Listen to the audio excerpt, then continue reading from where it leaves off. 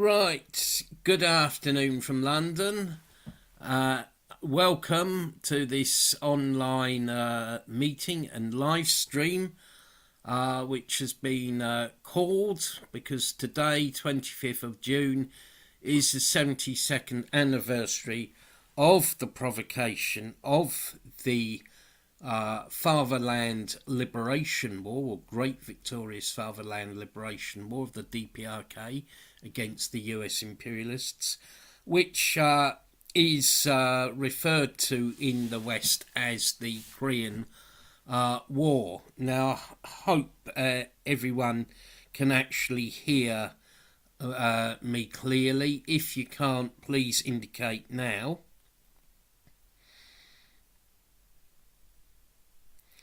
Okay, well, it seems that most people can actually hear me.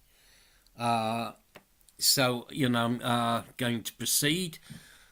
This is the online meeting called by the Korean Friendship Association of the UK in association with the British Group for the Study of the Juche Idea and the Association for the Study of Song and Politics UK. I'm going to give a presentation on who really started the Korean War, debunking and refuting myths about the how the war broke out. And I'll also say a bit about the reactionary role played by Britain during that war, and a bit about the horrendous atrocities committed by the US imperialists in the Fatherland Liberation War. And of course, today in the DPRK, they've actually designated it as the day of struggle against US imperialism. And I believe mass anti-US events are actually taking place on the 23rd of June, on Thursday. A meeting of workers and trade unionists took place at the Class Education Hall, which is by the Fatherland Liberation War Museum in Pyongyang, at which they pledged to take revenge upon the US imperialists. And also yesterday there was a meeting of the women's union members at Sinchon-ri, or more accurately, the Sinchon Museum, which of course is the place where the US committed one of the worst massacres of the war, and has been preserved as an anti-US class education centre, as well as a monument to the victims of that massacre. And there was also a meeting of agricultural workers and a meeting of young people. I'm assuming that today they will hold some kind of mass rally or meeting in the centre of Pyongyang. The news will sort of be emerging later this evening or probably early tomorrow morning. And what I'm going to do to start the meeting, we're actually, a bit of atmosphere here. We're going to play the song Death to the US Imperialist Aggressors to start the meeting. I'll just put it on, just share the screen.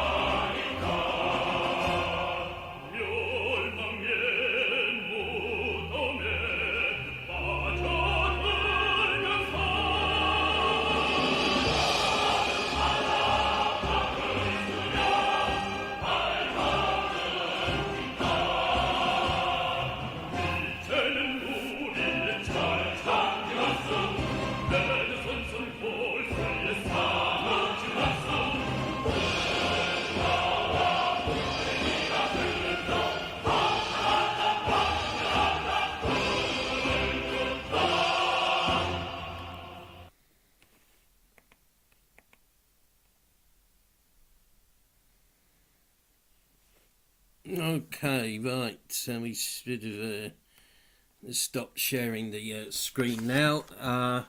So come to my presentation, and again, hope everyone can hear me.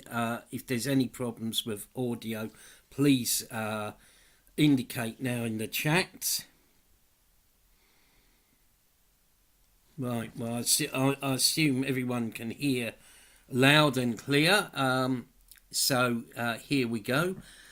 Today, 25th of June, is the 72nd anniversary of the start of the Korean War, which is correctly known as the Fatherland Liberation War in People's Korea, because it was not a war between Koreans, but a war between the Democratic People's Republic of Korea and the US and their satellite states, including, to my eternal shame, Britain.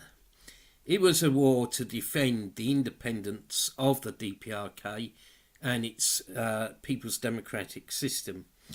The mainstream media and history books falsely accused the DPRK of starting the war, and this lie is repeated right up until today. And, you know, they say that the DPRK, quote unquote, invaded South Korea. No one actually stops to think and question whether you can actually invade your own country.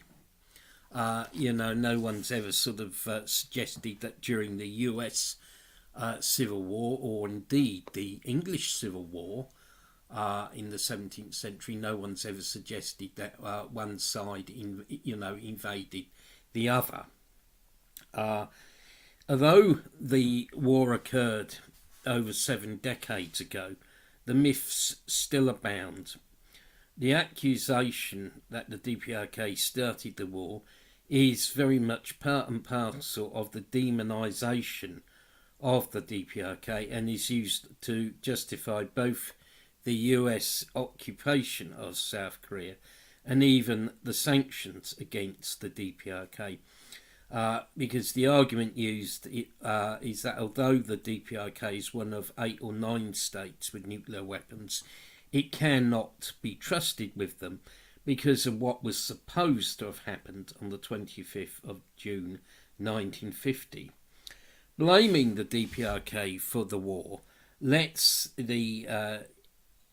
US imperialism off the hook for starting a war which saw millions of civilian deaths, as well as the destruction of property amounting to billions of dollars, and sort of destruction on a scale that was, beyond that of the Second World War. As we know, the war broke out on the 25th of June 1950, 72 years ago today.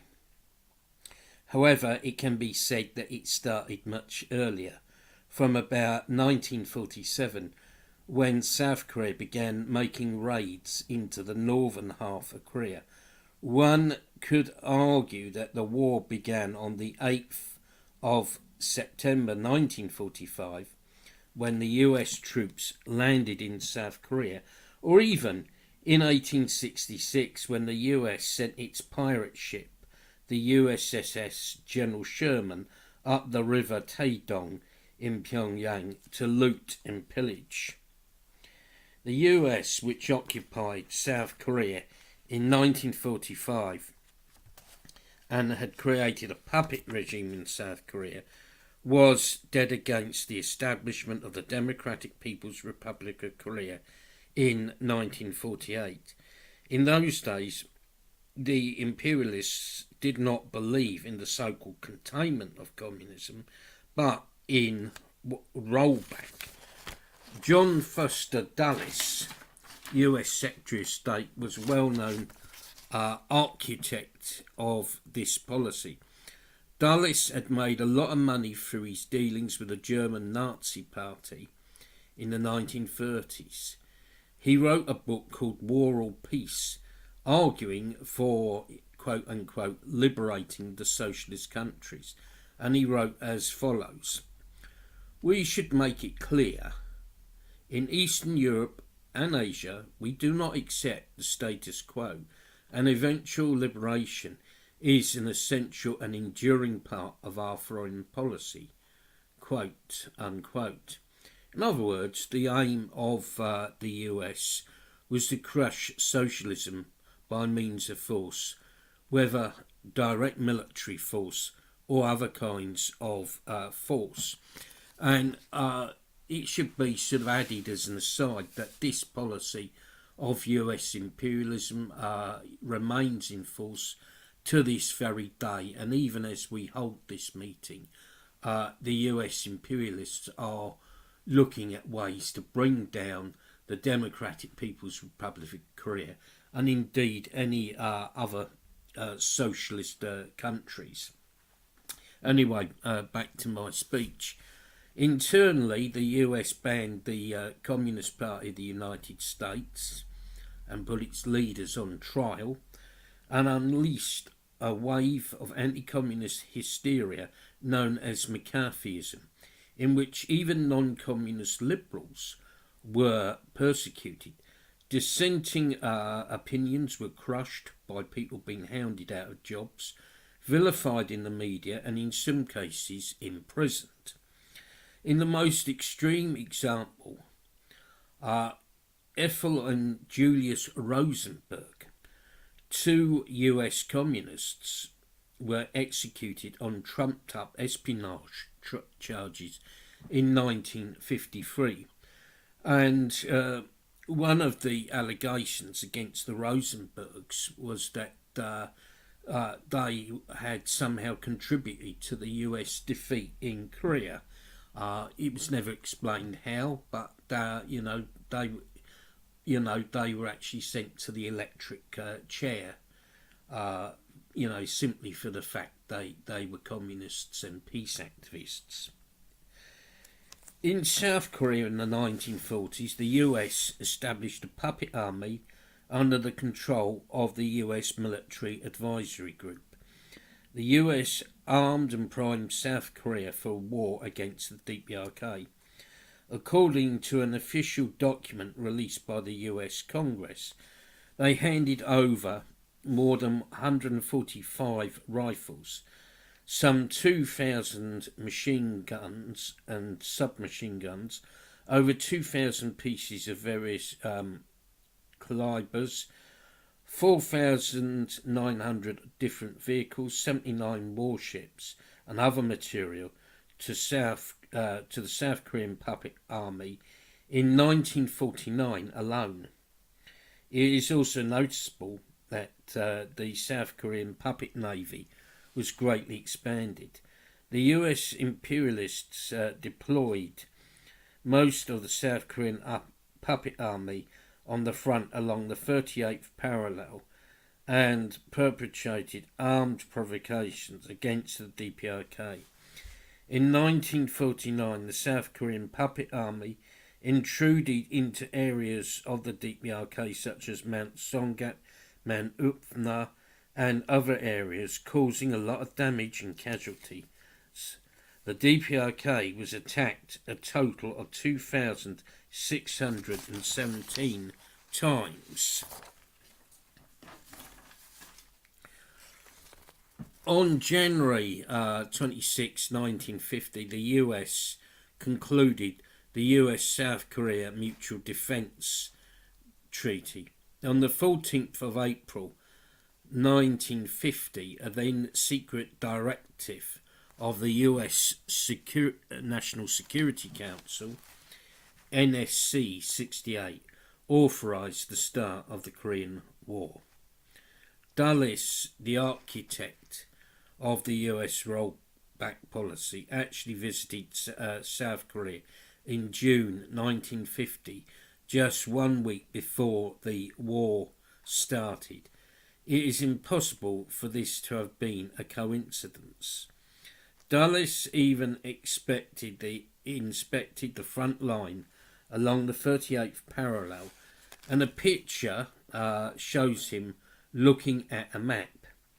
Dulles said to the puppet army as follows: "No strong enemy whatever would stand against you, but I hope you will strive ever harder, because the day is not so far off when you will have to display your great might for its own sake." End of quotation. Addressing the South Korean Puppet National Assembly, Dulles said, "You are not alone. You will never be alone so long as you continue to play worthily your part in the great design for the freedom of human beings." End of quotation. This was, of course, a coded message to the South Korean puppets to start the war. After visiting South Korea, Dulles stopped off in Tokyo and met with General Bradley and General Douglas MacArthur, as well as US Defense Secretary Johnson. Again, this meeting cannot have been coincidental. On the 22nd of June, Dulles stated somewhat cryptically and enigmatically, "The United States will soon take some positive action." End of quote. It was evident that the meeting was to finalise the provocation of the Korean War. The DPRK's population was only half of that of South Korea, so it would be absurd for it to try and initiate a war against South Korea. Moreover, on the day the war broke out, it was pointed out by a British soldier in Korea from the Middlesex Regiment, Julian Tunstall, and you can get second-hand copies of his book, I Fought in Korea, Tunstall stated the Ri Army, that's the South Korean puppet army, had 6 fully equipped divisions sitting just below or quite close to the 38th parallel. So far it can be judged, the Korean People's Army had 2 below combat strength divisions on or near the 38th parallel. So in other words, the Korean People's Army was greatly outnumbered. On the 23rd of June 1950, South Korean puppet forces began an artillery bombardment of the areas north of the 38th parallel. On the early morning of the 25th of June, the South Korean puppet forces, under the command of the American Military Advisory Group, started the attack on the DPRK. The 17th Regiment of the South Korean Puppet Army pushed forward in Tiantan and Pyeoksong, and the 1st Infantry attacked into the Kaesong area. They intruded 12 kilometres into the DPRK's territory. The DPRK demanded they stop at once, but this was ignored. So the DPRK went over to the counter-offensive. It should be noted that the DPRK only launched the counter-offensive after warning South Korea first to halt its attack. It was clear that the war had been planned in advance. On the morning of the 25th of June, 650 US women and children were evacuated by the Norwegian ship, the Rainford, at 3 a.m. in the morning.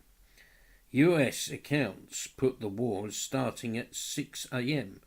So how would the US know in advance to plan the evacuation of its nationals? The famous American journalist John Gunther wrote in his book, The Riddle of MacArthur, that a US staff officer in Tokyo on the 25th of June was called to the phone and came back and whispered, "A big story has just broken. The South Koreans have attacked North Korea." Chae Dok-sin, former South Korean army commander and South Korean foreign minister and South Korean ambassador to the UN, who was later to defect to the DPRK, stated that he saw the secret order of Syngman Rhee, the then South Korean puppet fascist dictator, to start the war. Lastly, I was told an interesting story by a member of my old Communist Party of Great Britain branch in the 1980s. He'd been a teacher, in fact head of an English department at a local school, and he said that on the 26th of June he'd been with a party of school children, been shown around the offices of the now defunct Daily Herald newspaper. At the beginning of the visit, the ticker tape from the international press agencies read that South Korea had attacked the DPRK. But by the end of the visit, this had been changed to the DPRK attacking South Korea. This is an early example of how the news in the media is distorted and twisted and manipulated all the time, and that there's people behind the mainstream media pulling the strings and telling them to alter stories. The above facts show that it was not the DPRK that provoked or started the Fatherland Liberation War, but the South Korean puppets, who were egged on by their Yankee overlords. The US imperialists were hungry for profits and conquest. The US imperialists fought an unjust, aggressive war against the Korean people. The US imperialists launched a war of conquest against the DPRK, a war to destroy the Juche-based People's Democratic system in the DPRK, as well as to destroy socialism in Asia and the world. The Korean people, led by the great revolutionary leader and national hero Marshal Kim Il-sung, a true military strategic genius and ever victorious unreal brilliant commander, fought a fierce anti-imperialist, anti-US struggle against US imperialism and the Allied forces of international reaction. The Korean people fought a national liberation war against the Yankee imperialist invaders, a war of justice for the independence and freedom of the homeland, and also a war to reunify the sacred motherland. It was also a fierce class struggle against the enemies of the people, such as landlords and capitalists. The Fatherland Liberation War of the Korean people proved to be a crucible of the Songun or Army First idea.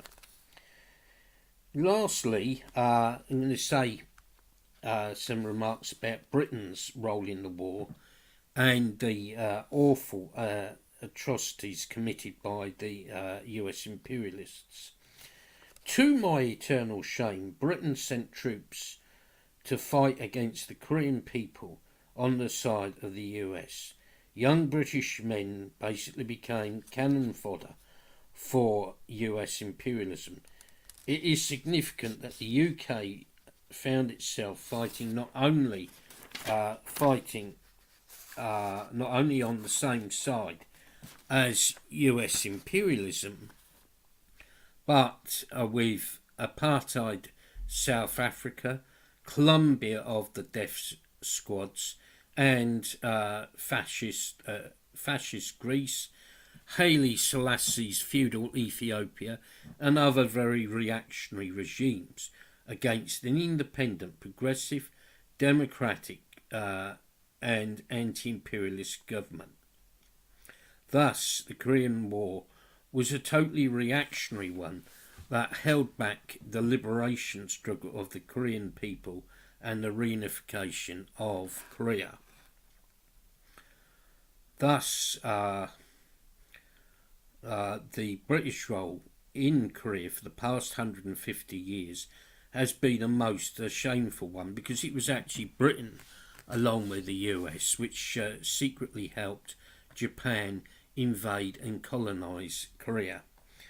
The government of Clement Attlee, which is praised in some quarters, but was actually responsible for surrendering Britain's independence by taking the UK into NATO, and also purging communists from the civil service, was a willing accomplice in the aggression against the Korean people. Attlee sent young men to fight in Korea against the Korean People's Army, commanded by the great leader Marshal Kim Il-sung. In order to pay for the cost of sending troops to Korea, prescription charges were increased, and there was other cutbacks as well. Among the British forces sent to the Korean front was the Royal Ulster Rifles, which had suppressed the Irish people and committed many atrocities during the Northern Ireland Troubles. The British Army held back the reunification of Korea in the 1950s and also held back the reunification of Ireland. The US imperialists committed horrendous atrocities in the Fatherland Liberation War.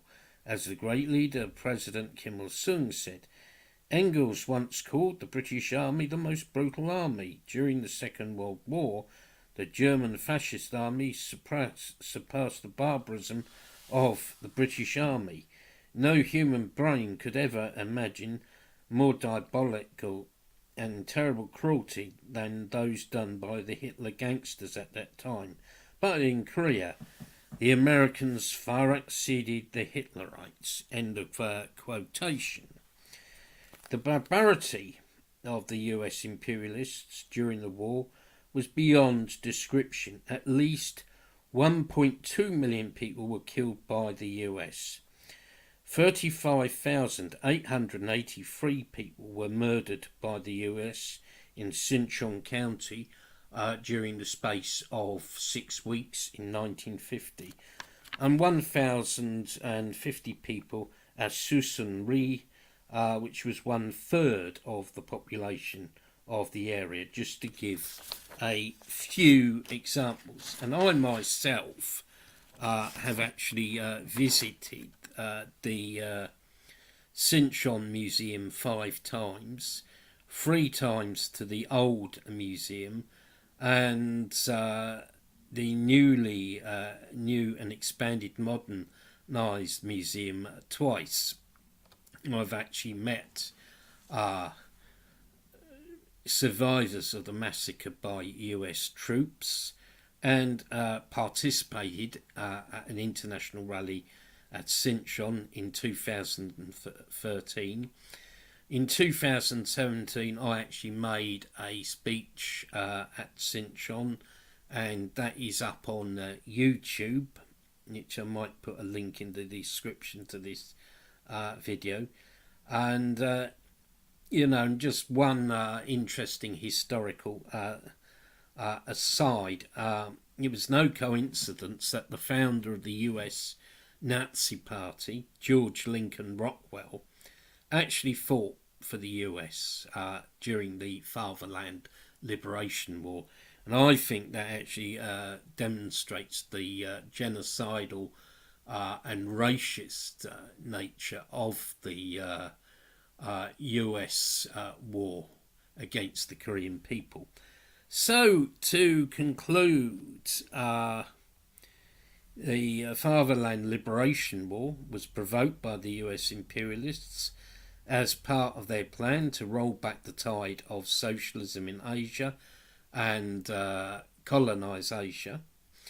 And Britain played a most reactionary role as a satellite state of US imperialism.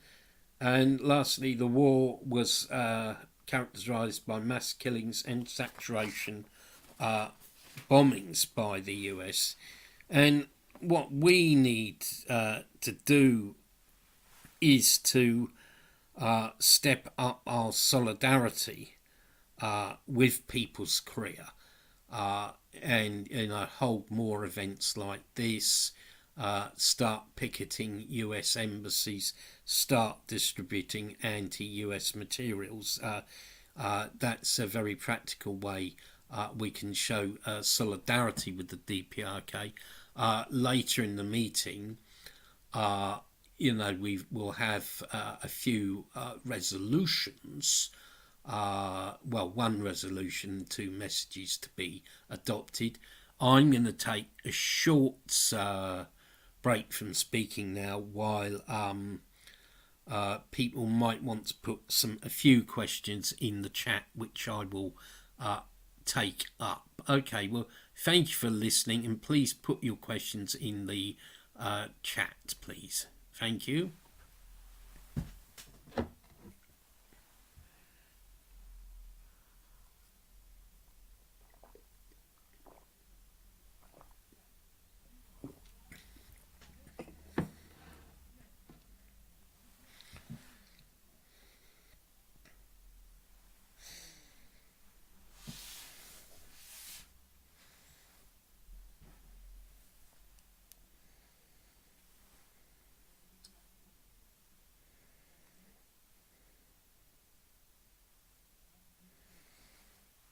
Right, do we have any questions?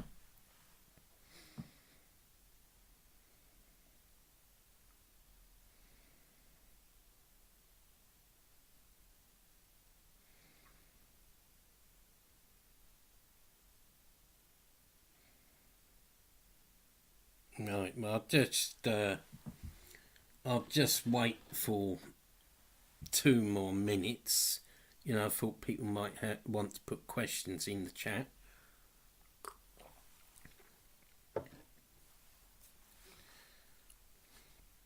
Because if there's no questions, we will proceed with the rest of the meeting. And also, if there's other KFA branches and Duce idea study groups here, if they want to speak, please indicate.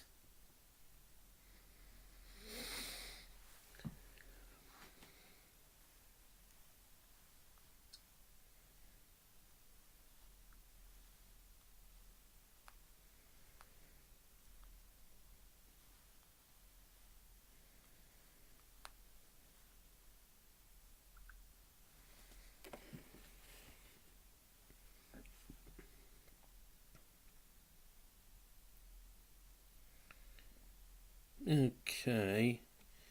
Right. Well, no one's asked any questions. I thought there would be a couple of questions put in the chat. So I'm going to sort of proceed with the rest of the meeting.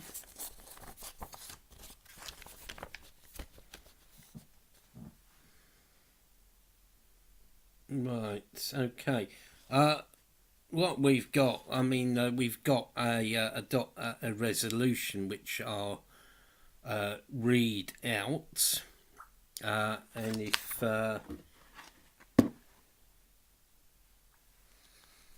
if there's no opposition, that will be carried.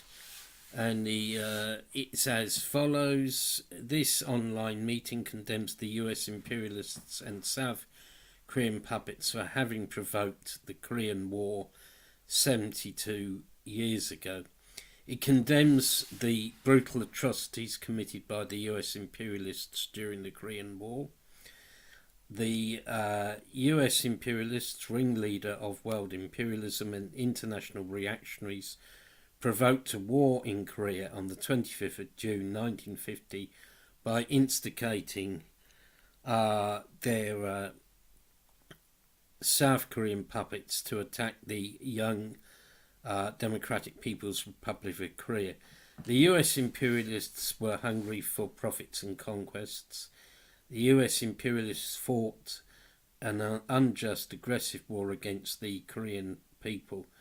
The US imperialists launched a war of conquest against the DPRK, a war to destroy the Juche-based People's Democratic System in the DPRK, as well as to destroy socialism in Asia and the world. The Korean people, led by the great revolutionary leader Marshal Kim Il-sung, fought a fierce anti-imperialist, anti-US struggle against US imperialism and the Allied forces of international reaction. It was a fierce class struggle against the enemies of the people.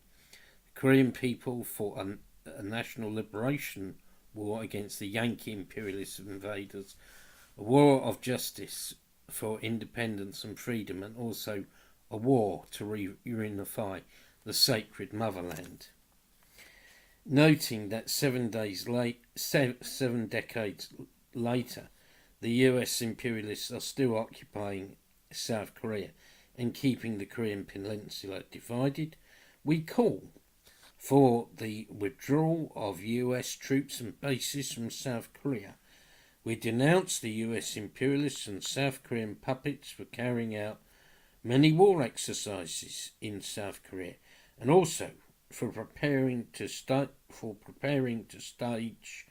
RIMPAC 2022.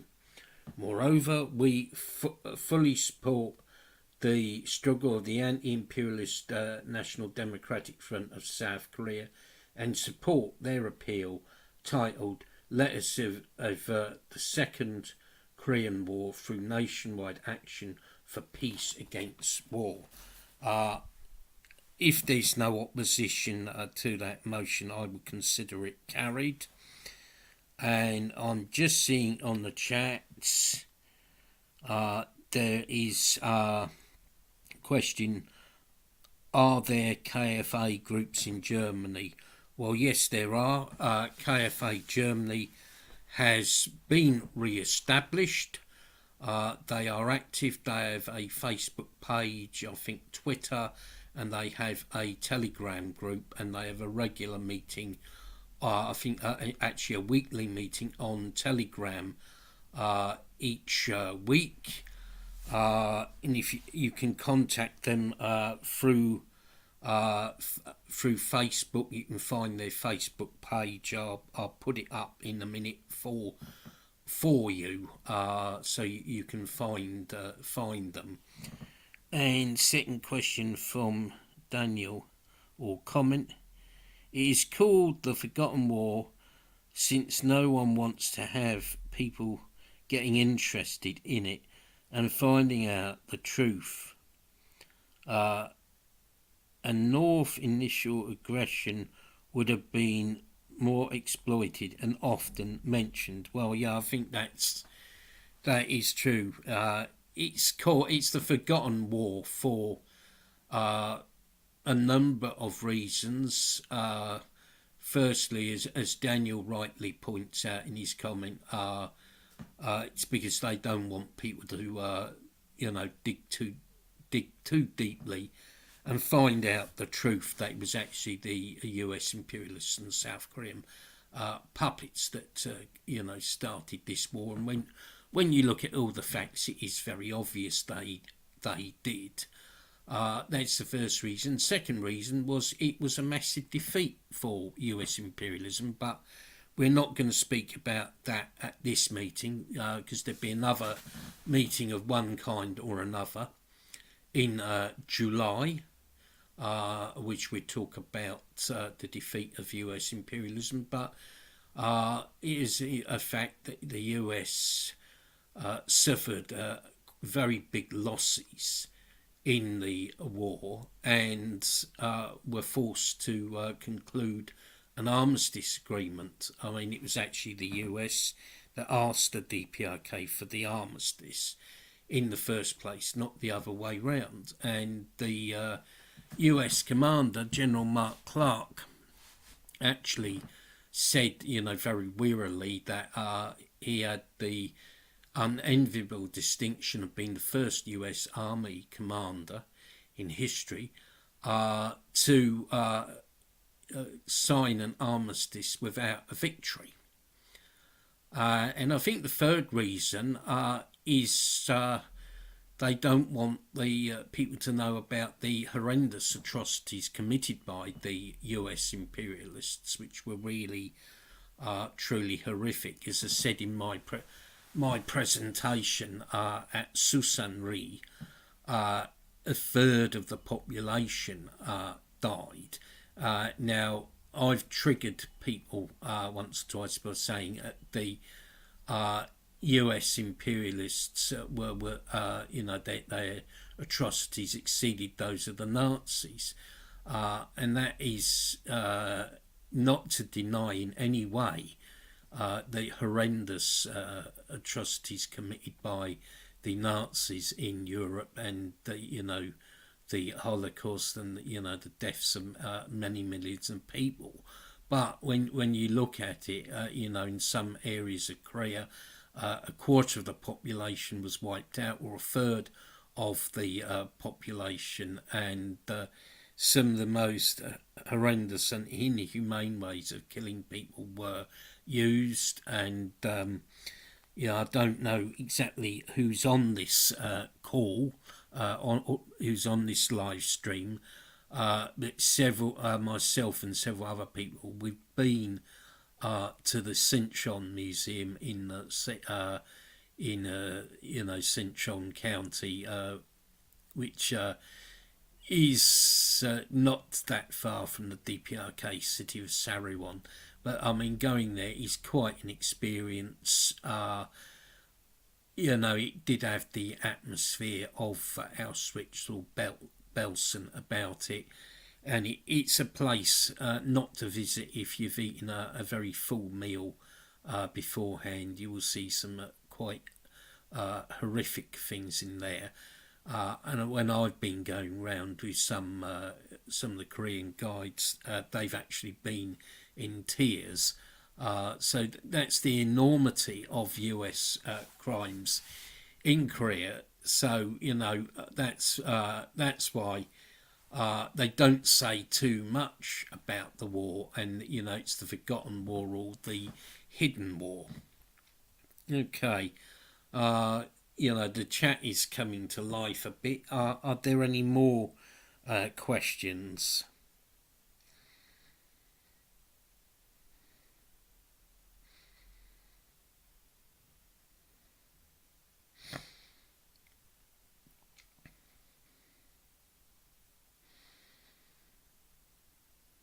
Okay, don't seem to be any more questions. We're running ahead of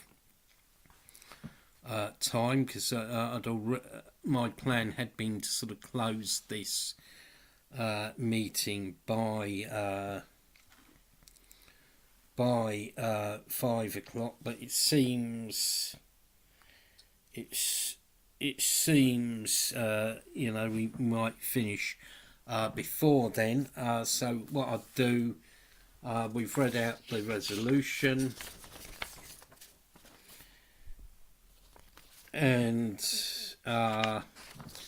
what we have a message to respected Marshal Kim Jong-un, and we also have a message to the South Korean mission of the ANDF, which basically expressed support for the Korean people's struggle to get US troops withdrawn and achieve a lasting peace. Again, if let's say again, if there's no one against us adopting those messages, those will go through. I can send people the texts of those documents if they require the text. So we've virtually come to the end of the meeting. I can take more questions if people want. If not, we show two videos about the US and the war, and then we will conclude the meeting. Is there any other questions? In fact, what I'll do now, I'll put in the chat the link for KFA Germany.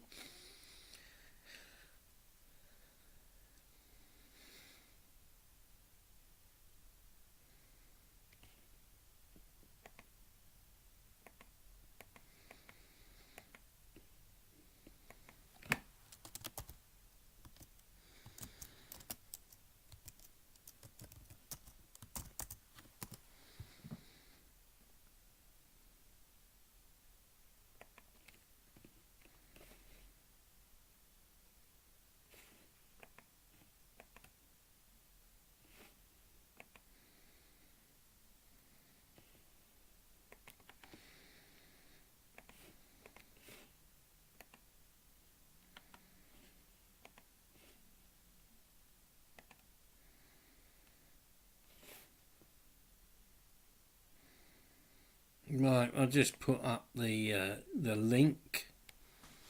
Now I'm going to show two videos. One about the US Army in Korea and its role, and one about US atrocities in Korea.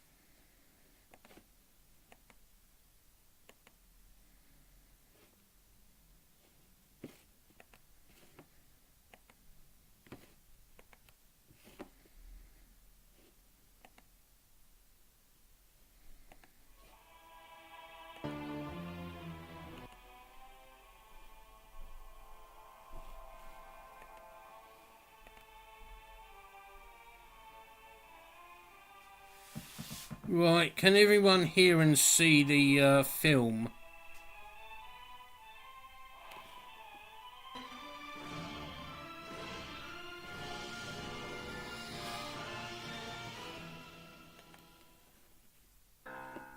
A Democratic People's Republic of Korea flag and a UN flag stand at Panmunjom of Korea. Having an ignominious defeat in the Korean War, the US imperialists signed an armistice agreement in the name of UN forces. At that time, however, nobody imagined the UN flag would stand for over 60 years. During the period, the Democratic People's Republic of Korea became a dignified member of the United Nations, and most of the countries that had participated in the Korean War established diplomatic relations with the DPRK.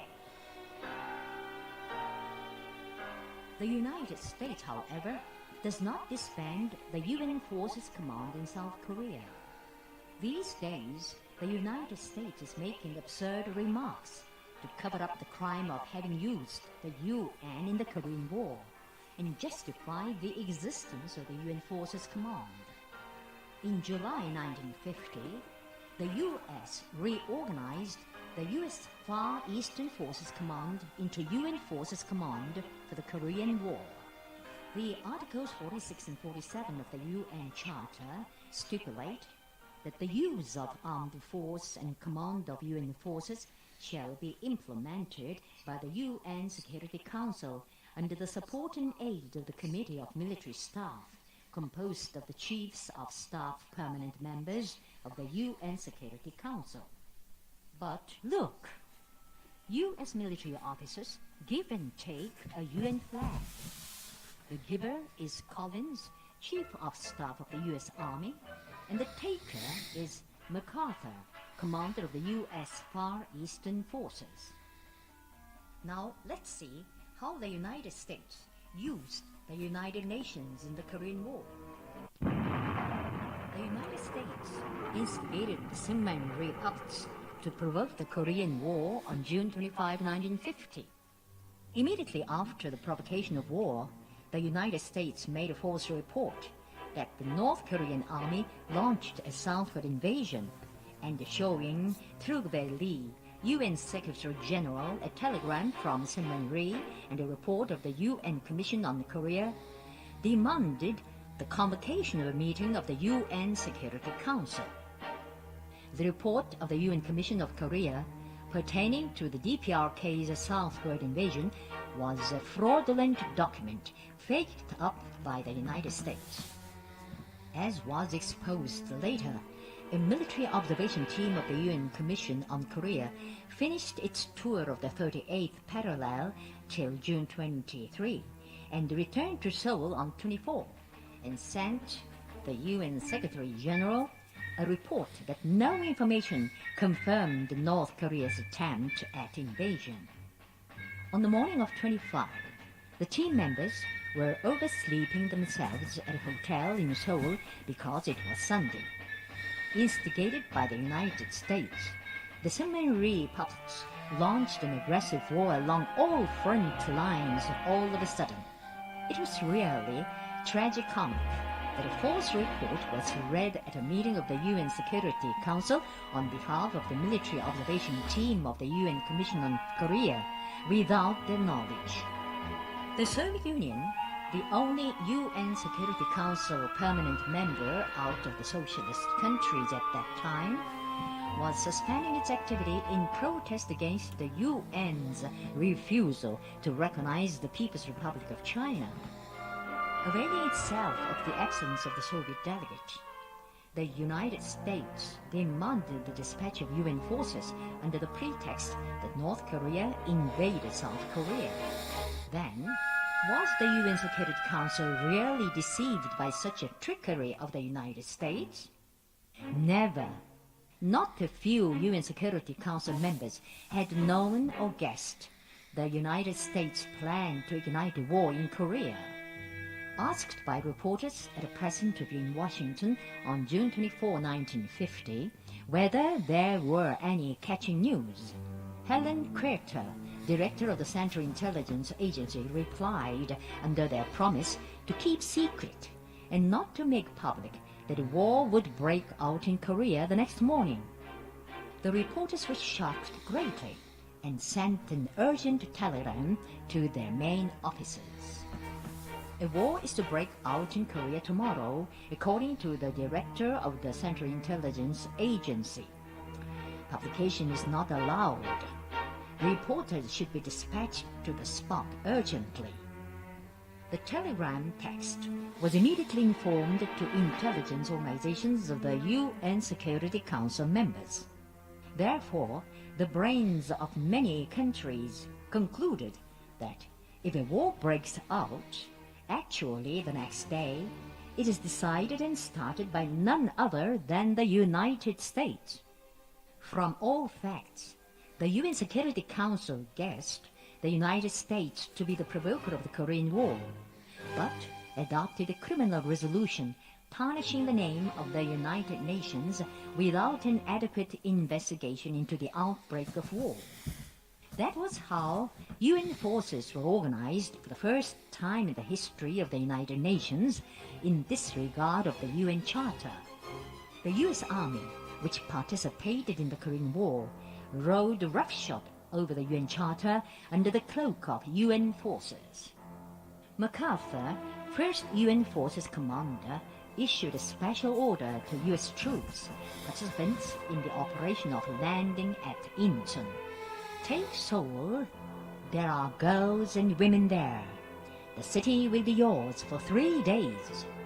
MacArthur drove aggressor troops to brutal attack on the promise that they are at liberty to rape women in Seoul. It was a diabolical crime against the UN Human Rights Convention. US troops' brutal murder reached an extreme pitch during their temporary occupation of the north of Korea. They rashly killed over 800 people at the Ragan mine by pushing them into a 110-meter-deep shaft after binding them by chains. In the name of the souls of the murdered, we'd like to ask the US politicians who cry for peace and human rights on the stage of the United Nations. US troops bound the innocent people and threw them into a vertical pit over 100 meters deep so that even the bodies could not be found. We wonder if the US troops were humans or beasts.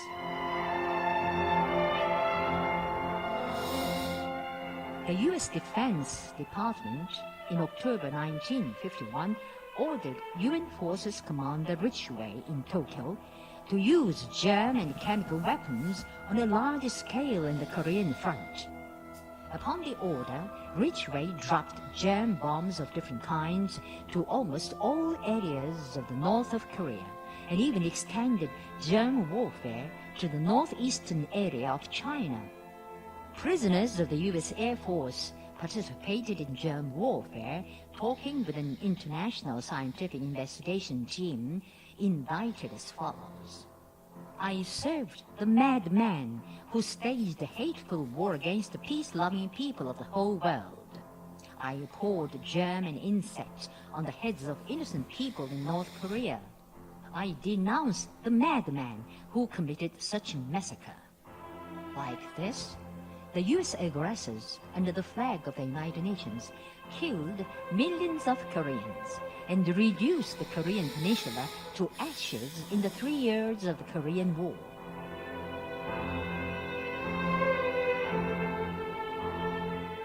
The United States even had conceived a barbarous plan to drop on the Korean peninsula 8 bombs twice as powerful as that on Hiroshima. The flag of the United Nations, that should be a symbol of global peace, was stained with the red blood of Korean people slaughtered by the beastly atrocity of the United States. It was a tragedy of the United Nations. But the United States made a miscalculation. The Korean army people rose as one man with a love for and trust in their own things. and hatred against the barbarians who burnt their native places. They smashed the myth of the mightiness of the United States before the world.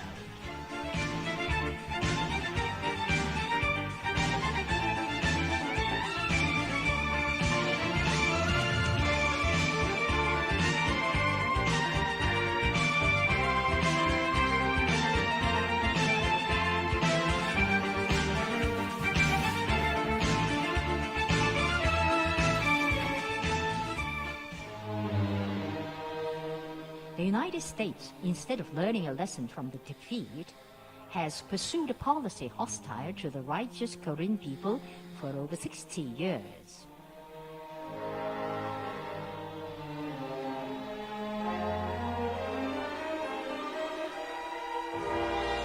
The Korean Armistice Agreement called for putting an end to the state of war and establishing a lasting peace. The United States, however, is violating the Armistice Agreement, bringing a large amount of nuclear and other lethal weapons into South Korea, and constantly straining the situation of the Korean Peninsula. All the hostile acts have been perpetrated under the flag of the United Nations at the time of the Korean War. The 30th UN General Assembly session in 1975 adopted a resolution to disband the UN Forces Command in South Korea and put out the UN forces from South Korea. The DPRK representative to the United Nations had an interview at the UN building on June 21, 2013. He said, "The United States is still using the name of the UN Forces Command as one side of the Korean War. It is a result of an anachronism and a disgrace of the United Nations." He solemnly called for the disbandment of the UN Forces Command. Then, while the United States is still using the signboard of the UN Forces Command for its policy hostile to the Democratic People's Republic of Korea, the United States wants to make the DPRK an enemy of the United Nations, and thus justify its hostile policy towards the DPRK internationally. It also schemes to invent a NATO-type military bloc in the Asia-Pacific region, and thus contain and stifle great powers in the region and take political and military supremacy. Boutros Boutros-Ghali and Kofi Annan testified to the fact that UN forces were not placed under the control of the UN Security Council, but under the US command, and not a country allowed the United States to associate an armed force it dispatched to the Korean War or its command with the name of the United Nations. A UN spokesman in 2004 and 2006 defined the UN forces not as an army of the United Nations, but a US-led army. It is an expression of indignation of the United Nations at the United States, smearing the reputation of the UN, and an appeal of history to dissolve the UN Forces Command. The United States should immediately disband the UN Forces Command, sentenced to death by history, and put out its aggressor troops.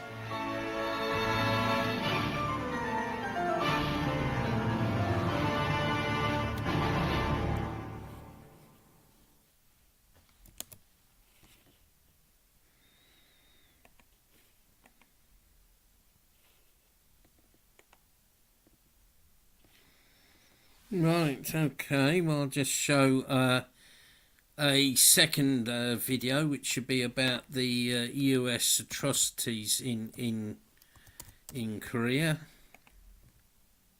This is a short video.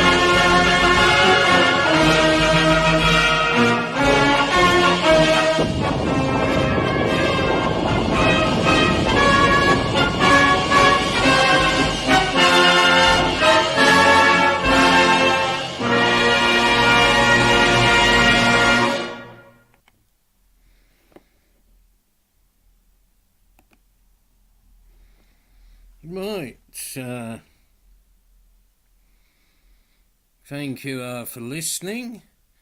So if there's no further questions, we bring this to a conclusion. And just block a hostile comment that was put up by a troll. Anyway, those